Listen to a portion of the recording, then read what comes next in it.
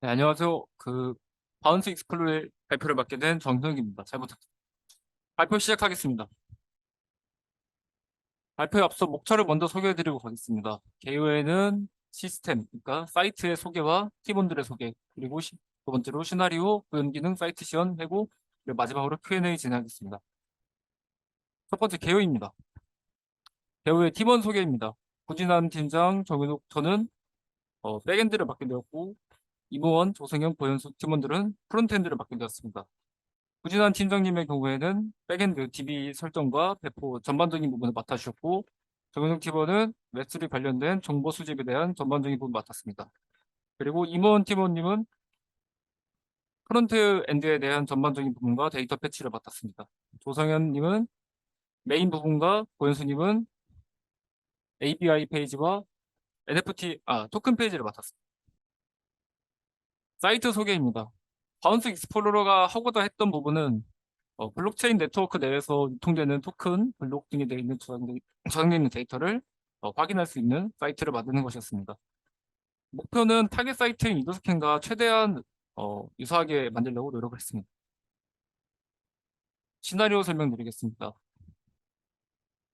시나리오의 첫 번째는 기술 스택입니다. 기술 스택은 백엔드와 프론트엔드가 동일하게 사용하는 부분은 타입스크립트로 오류를 미연에 잡고자 했습니다. 백엔드 특징적인 부분 먼저 설명드리겠습니다. 웹3 라이브러리로 블록 데이터를 먼저 많이 받아오고 분석하는 것들을 대부분 웹3 라이브러리 이용을 많이 했습니다. 프론트엔드에서 핵심적인 부분은 넥스트와 앰플리파이입니다. 앰플리파이로 배포를 수월하게 진행하였고 넥스트를 이용해서 서버 사이드 렌더링과 SEO에 대한 강점들을 많이 찾아갔습니다. 시나리오의 두 번째 스키마입니다. 특징적인 부분은 트랜잭션에 거의 모든 데이터가 이어져 있다고 생각하시면 될 것 같습니다. 아키텍처를 설명드리겠습니다. 유스케이스 다이어그램인데 특징적으로 보실 거는 망형으로 대부분의 데이터들이 어딜 가든 찾아서 이동할 수 있도록 설계되어 있습니다. 구현 기능 설명드리겠습니다. 백엔드의 정보 수집 기능 설명드리겠습니다. 네트워크 상에는 블록 데이터들이 있고 그리고 블록 데이터 내를 안에는 트랜잭션 데이터가 있습니다. 트랜잭션 데이터는 0개일 수도 있고 많으면 100개 이상의 데이터가 있을 수도 있습니다.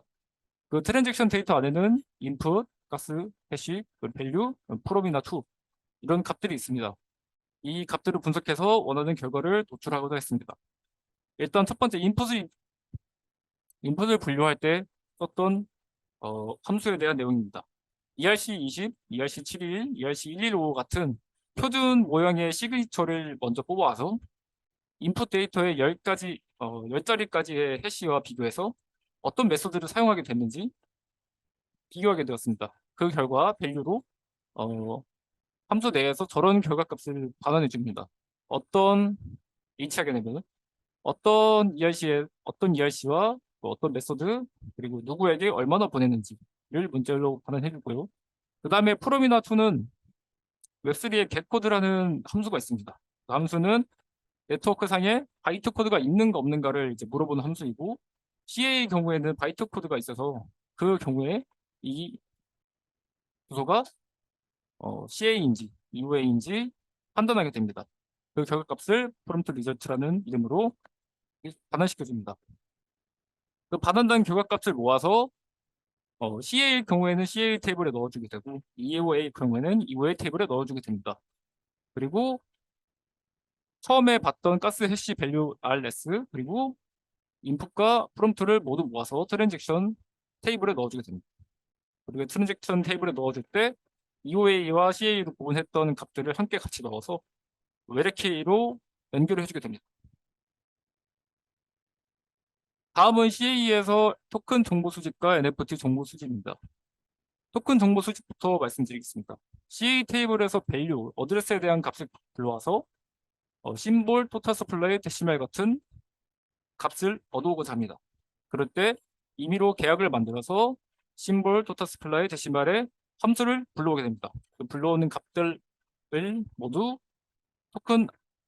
토큰에 넣어주게 되고 그 해당하는 토큰을 갖고 있는 EOA를 연결해서 그 연결 EOA당 이 토큰을 얼마나 갖고 있는지 이것도 찾아주게 됩니다.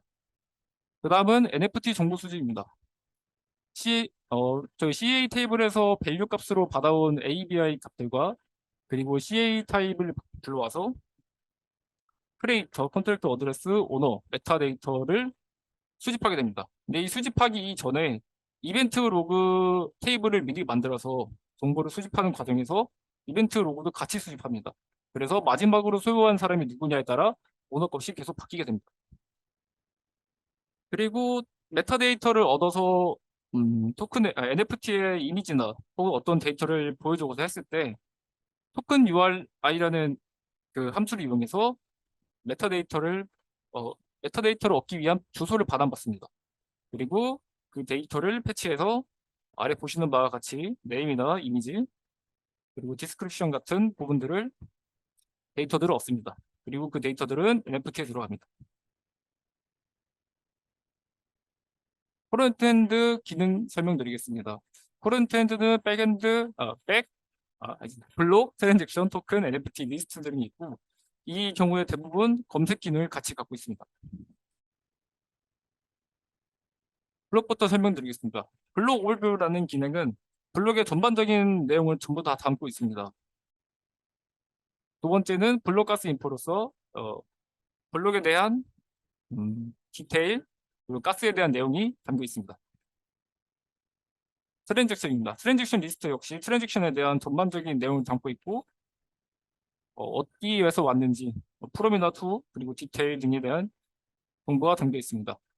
두 번째 디테일에 대해서 설명하자면 아까 처음에 미리 말씀드린 것과 같이 트랜잭션 피, 가스 피, 스테이터스라든가 그런 값들이 담겨 있습니다. 토큰입니다. 토큰들의 리스트를 먼저 보여드리게 되고 이 토큰에 대한 아까 수집했던 정보들을 보여드리게 됩니다. 그리고 이 토큰과 관련된 트랜잭션 거래 내역들을 어, 리스트를 아래 보여드리게 됩니다. NFT 역시 토큰과 유사한 형태를 지닙니다. 다만 다른 점이 있다면 디테일에서 오너 CA, 크리에이터, 토큰 ID 저런 부분 다른 부분들이 있습니다. 그리고 NFT 각각의 거래 내역을 갖고 보여주게 됩니다. 사이트 시연하겠습니다.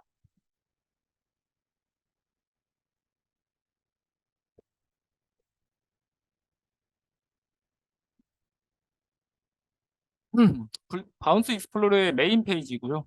메인 페이지에서는 검색 기능을 먼저 제공하고 그러면 트랜잭션이 몇 개나 있는지 그리고 마지막 블록이 무엇인지 그리고 블록 6개 트랜잭션 이렇게 해서 최근 블록과 트랜잭션을 보여주게 됩니다.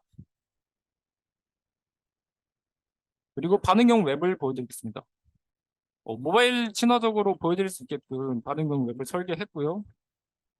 그 다음에 다크보드 같이 보여드리겠습니다.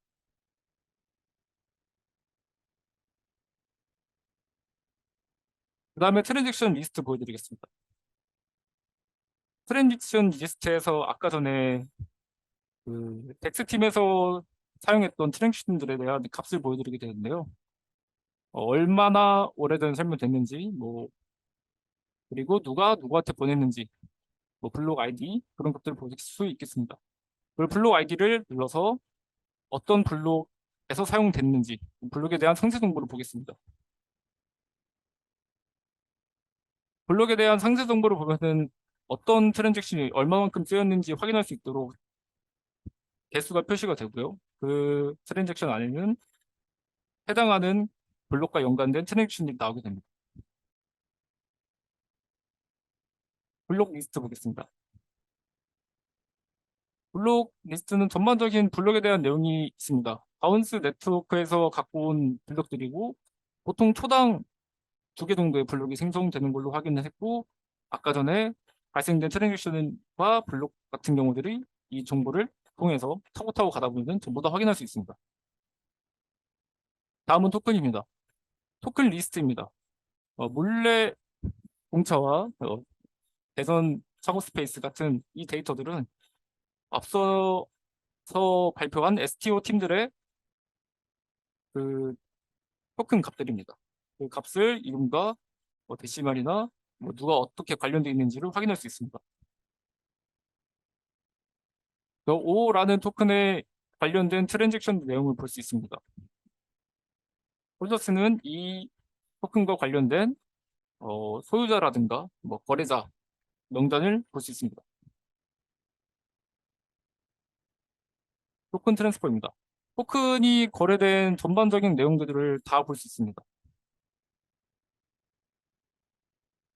다음은 NFT 보겠습니다.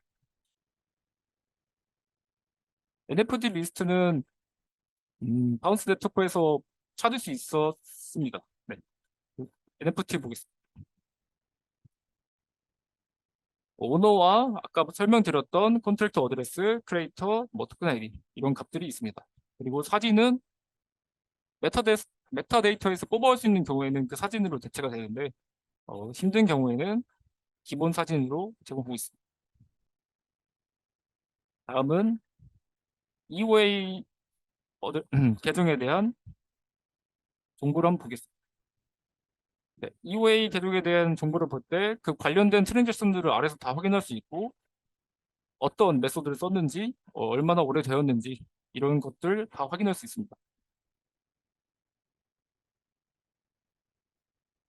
거기 같은 경우에는 네, 아직 토큰 관련된 거래가 명확히 확인되지 않았기 때문에 표시되지 않고 있습니다.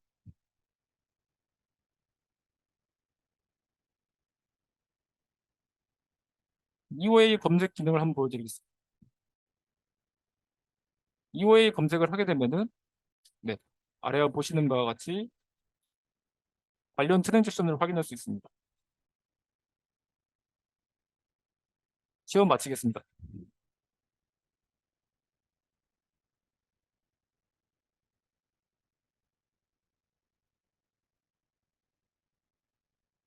다음은 회고 진행하겠습니다. 백엔드의 구진한 팀장님의 회고를 먼저 진행하겠습니다. 백엔드에서 가장 많이 고민했던 부분 중 하나가 데이터를 불러올 때 너무 많은 데이터 때문에 서버에 대한 과부하를 어떻게 처리할 것인가, 병목 처리를 해서 뭐 분산 처리를 한다든가 이런 부분에 대한 고민이 많았습니다. 그 고민이 많았던 이유는 처음에 세폴리어 테스트 넷으로 테스트를 했을 때 데이터가 너무 많았습니다.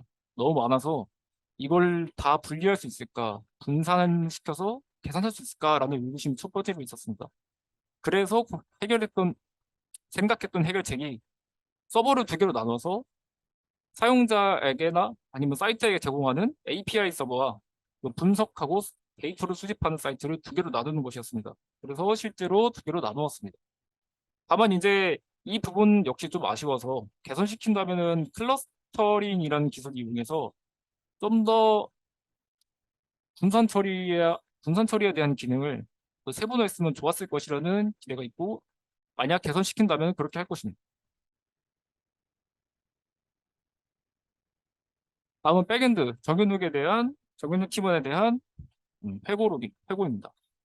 어, 아까 전에 기능에서 CA를 구별하고자 할 때 표준 모델이 아닌 경우에는 메소드를 구별하는 게 굉장히 어렵습니다. 실제로 바이트 코드를 복구화해서도 이게 정확히 이루어지지 않았고 사실 불가능에 가깝다고 생각을 했습니다. 그래서 웹페이지에서 유저가 자신의 계약 주소와 ABI 파일을 입력해서 ABI 시그니처를 뽑아낸 다음에 그 해당된 트랜잭션에 있는 값들을 바꿀 수 있게끔 하는 기능을 마련했습니다. 이건 데이터 적재에 관한 문제입니다. 아까 전에 데이터가 분명히 많을 것이라 예상했고 또 실제로 테스트넷으로 테스트를 했을 때는 데이터가 많았습니다. 그래서 어떤 분석을 하고자 할 때 데이터를 받아오는 시간에 비해서 분석하는 시간이 너무 오래 걸리다 보니 요청들이 계속 쌓이게 됩니다. 그래서 그 요청을 관리하기 위해서 어떤 Q라는 가상의 개념을 통해서 관리를 했고 블록을 계속 받아왔고 블록에서 5개의 작업대 어떤 배열을 이용해서 수를 조절했습니다. 5개씩만 계속 분석할 수 있도록. 물론 이것을 더 이제 효율적으로 하고자 하는 게 이 서버를 나누어서 인서트 서버와 요청 처리 서버, 셀렉트 분석 처리 서버를 다 나누어서 좀 더 병렬 그리고 분산 처리했으면 좋지 않았을까 싶습니다. 만약 개선을 한다면은 이런 식으로 서버를 나눌 것 같습니다. 다음은 프론트 팀의 회고입니다. 이 부분은 임무원 팀원께서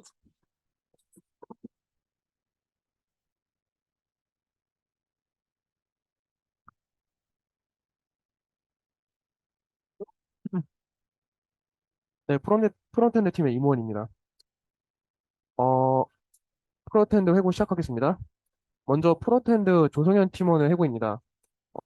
팀원 같은 경우에는 저희 페이지의 메인 페이지를 주로 담당을 해주셨는데, 메인 페이지 자체가 블루 익스플로어에서 좀 많은 기능을 차지합니다. 아까 보셨다시피 검색 기능도 있고, 그 다음에 트랜잭션과 블록 데이터 리스트를 한 번에 갖고 오기 때문에 그런 부분들을 좀 설계 단계에서 많은 고민을 하셨을 텐데, 이 부분 같은 경우에는 조성현 팀원분께서 네, 학원에서 배운 것도 포함해서 네, 저희가 넥스트를 도입했는데 넥스트와 테일윈드의 공식 문서를 구체적으로 분석을 하시면서 컴포넌트 설계도 세밀하게 진행을 해주셨어요. 그 결과 메인 페이지도 수월하게 완성을 해서 데이터도 무리 없이 갖고 왔습니다.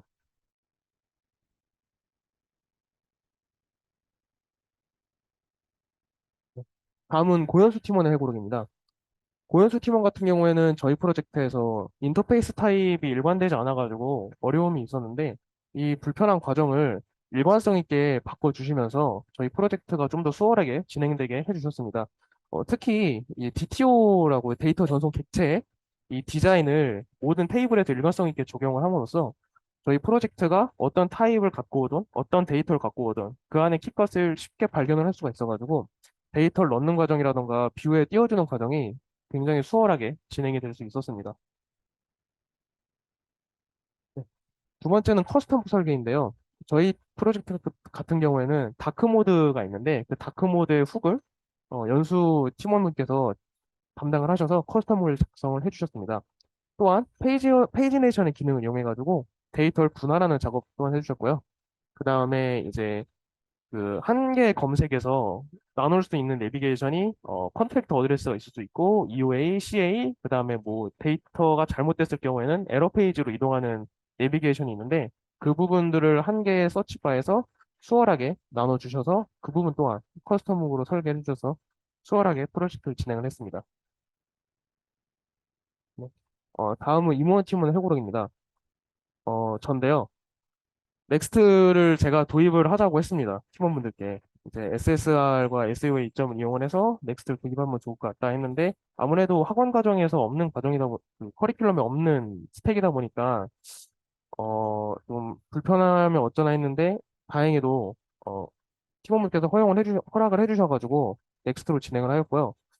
이제 아무래도 이 기술 스택을 프로젝트랑 병행하면서 하는 게 쉽지 않았지만 저 같은 경우는 넥스트 공식 문서도 포함을 해서 이제 프랙티스 프로젝트를 따로 생성을 했습니다. 연습을 위한 프랙티스 프로젝트를 만들어서 이 부분에서 데이터 패치라던가 캐싱에 대한 부분을 부분 실습을 하고 또 넥스트 공식 문서에 되게 좋은 홈페이지가 많더라고요. 여기 밑에 있는 버설점 앱 같은 경우도 레이아웃에 이제 뭐 서버 컴포넌트라던가 클라이언트 컴포넌트를 직관적으로 이해할 수 있도록 설계를 해놓은 홈페이지인데 그 부분을 보면서 제가 이해를 한 다음에 팀원분들께 이제 넥스트를 좀 알려주면서 디렉터리 구조라던가 아니면은 패치가 있는 API 디렉터리 설계를 같이 진행을 함과 동시에 새로운 걸 공부하면서 수월하게 프로젝트를 진행할 수 있었습니다. 네, 저희 블루 익스플로어 팀 발표 여기까지 하고요. 네, 들어주셔서 감사합니다.